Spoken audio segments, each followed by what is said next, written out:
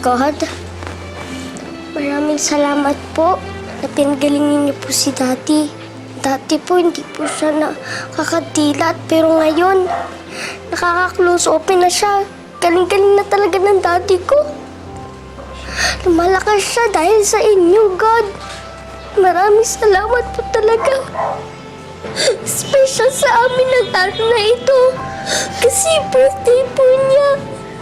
Dapat masaya kami. Thank you din po na tinulungan niyo po kami. Mga kaibigan ni Mami. Mga trabaho niya. Thank you po na hindi niyo po pinabayaan. Hindi po ako mag-wish ng kahit anong laruan. Ang wish ko po sa Pasko at sa birthday ni Daddy ay kumisig na po siya para di na kami manungkot ni Mami. At sana makita niya na madami nagmamahal sa kanya.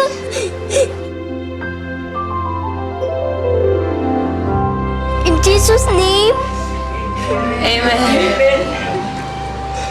Happy birthday, Daddy! Kumising ka na. Wake up, my Daddy! Wake up, my Daddy! Kumising ka na.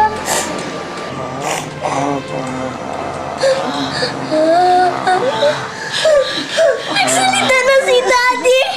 I love you to Daddy! I love you! Happy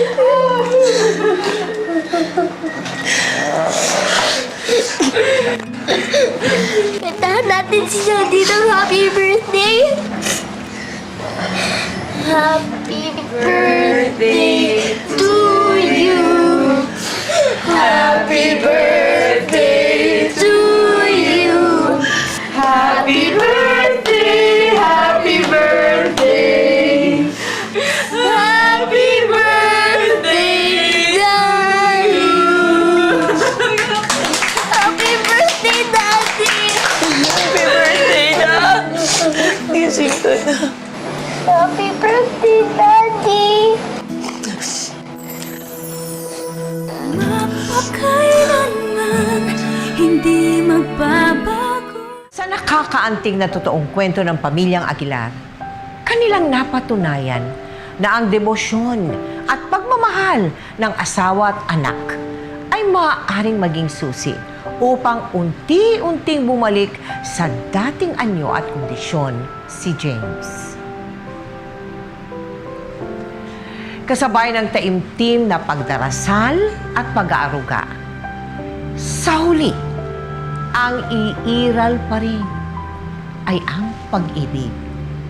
Ngayon, bukas, at magpakailanman.